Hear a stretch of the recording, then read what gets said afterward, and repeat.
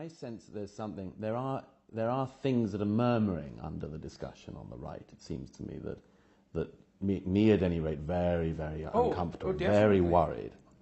And the one that I started to notice a little while ago was probably in the last year or so. It was the increase of people, Q&A, sometimes, you know, meet and greet sort of things after speeches, where I found that almost always there was at least one person who asked me about IQ. Mm-hmm. Now that had never happened until about a year or two ago. I never got asked about that. For a long time I sort of said, it's not my thing, I don't know about it, I don't, that's why I haven't discussed it. But it was always a sort of thing of, you should look into it, you know. And I could never quite put my finger on why I was uncomfortable about it, other than the fact that I knew that somebody who raised it first was somebody I was innately suspicious of. Well, there is a danger on the right, that the identity politics danger, because the right will play identity politics different than the left. The leftist theory is, well, we should all segregate ourselves into our identity groups, and then those who are the oppressor groups should repent and feel terrible for their oppressive acts and step aside.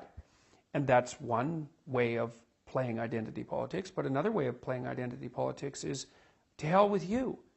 I will pick my identity group based on race or ethnicity, whatever it is that I feel most comfortable with, since that's the game, and then I'll play to win. Right. And my sense is that there will be plenty of people attracted to the identity politics game that you win. And, you know, the people who've gone after me from the right wing have basically gone after me for exactly that reason. They say Peterson stresses individuality and individual responsibility, but fails entirely to appreciate the fact that we do manifest ourselves in groups, which is exactly the same thing that the radical leftists argue, and that it's necessary for those of us who wish to preserve our culture, etc., to group together in our homogenous group and act collectively to, what would you say, take our territory back, something like that. And that's very much a fascist perspective, fundamentally.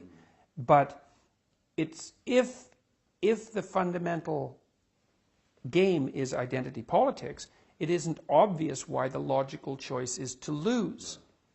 So now, you know, when I discuss this, I tell people that the whole idea that you should view the world through the lens that makes your collective identity paramount is a pathological game, no matter who's playing it, and because it produces a reversion to divisive tribalism, and small, diverse tribes of people mostly fight.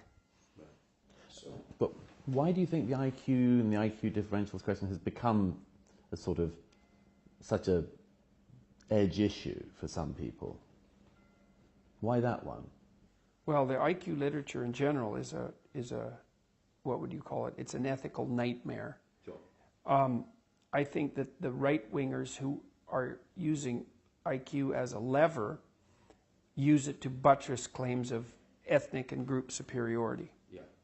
And, of course, that's partly why the left, the possibility that that might occur is partly why the left has objected to, we could say, IQ research since, well, probably for the last 30 years. It's interesting, though, you know, because when the IQ tests were first developed, they were developed in France, and then they were used in England for years by left-leaning parties to screen, and this was part of a conscious plan to produce upward social mobility, the idea that you could objectively assess intellectual prowess, allowed the selection of, let's call them deserving poor, using the Victorian or the Edwardian terminology, that you could identify people who were of great intellectual promise amongst the working class and pull them up into the educated middle class or elite, and that would be of benefit to them and everyone else.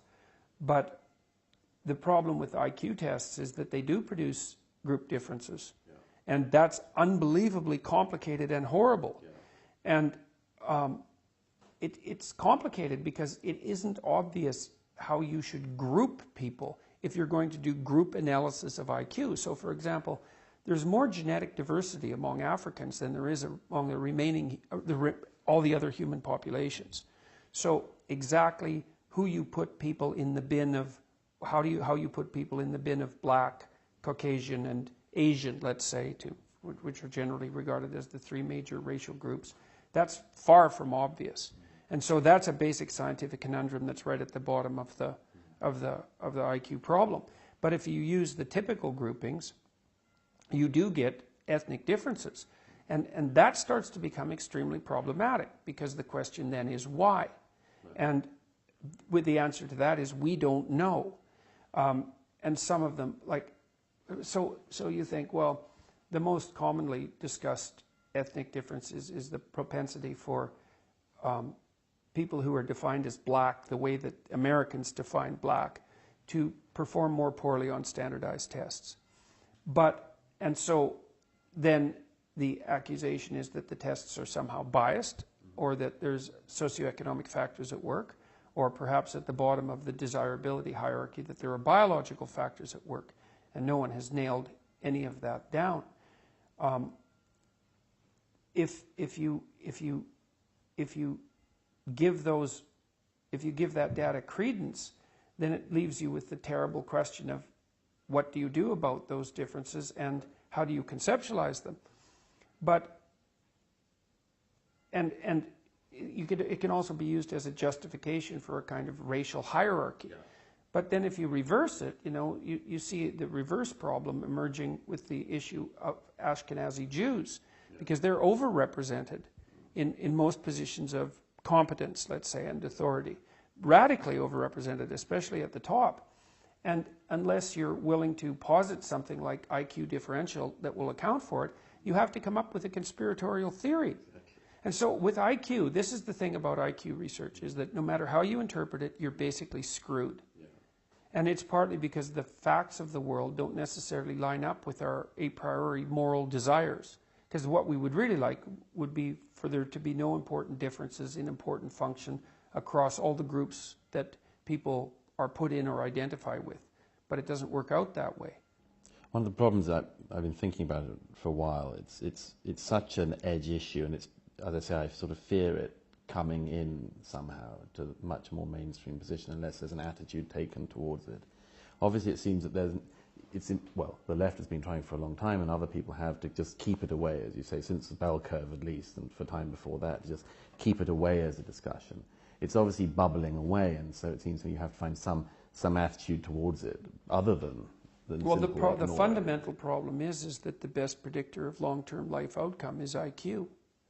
That's a real problem. Now, it's not that great a predictor. That's the first thing, is that if you're optimistic about IQ, you'd say that it predicts about 25% in the variance of long-term life outcome. And then other factors like conscientiousness, which is the next best predictor, it's a big 5 trait, accounts for about 9%, 10%, something like that. So the two best predictors combined only account for 35% of the difference in life outcome, leaving 65% for other factors, which is quite a lot. So those factors could include things like prejudice and systemic bias and so forth. But a lot of it's also luck and health and all the things that determine whether you fall off the edge of the world. The problem with IQ is that there's no damn way it's going away. And people say, well, IQ, it's not really good measure of intelligence. It's like, sorry, people, this is where it gets truly ugly, because there is no phenomena in social sciences, period, that is on firmer statistical and conceptual footing than IQ. We know, and there's no phenomena that's more robust. No matter if you give people tasks that involve abstraction, if you give people a set of tests that assess abstraction, and then you measure their average score on the set of tests of abstraction, and then you rank order them, you have an IQ measure. That's all you have to do. It's not any real different. The measure is no different than your average performance across a set of tasks that require abstraction. The problem, as I say, you sort of come back to each time, is the manner in which people want to use the data, or the ends to which they wish to sort of find it useful. The first thing is obviously that this is, it would seem to me to be obviously becoming a way in which some people on the right are trying to come back with very ugly ideas and very ugly prejudices of their own. The second is that it strikes me that the overemphasis on IQ by some people, I'm not saying by everybody, I'm not saying to neglect the literature, but that the overemphasis, among other things, makes this error of thinking that intelligence, as it were, the only important trait in human beings. Well, I think the problem there is not exactly so much the definition of intelligence as the only important, what would you say, defining characteristic of human beings, but to conflate intelligence with value or moral virtue. Yeah, and worth. Right, yes, worth. That's the really pernicious element, is that there's an underlying assumption that if there are differences in people with regards to IQ, somehow there are differences in their worth. Yes.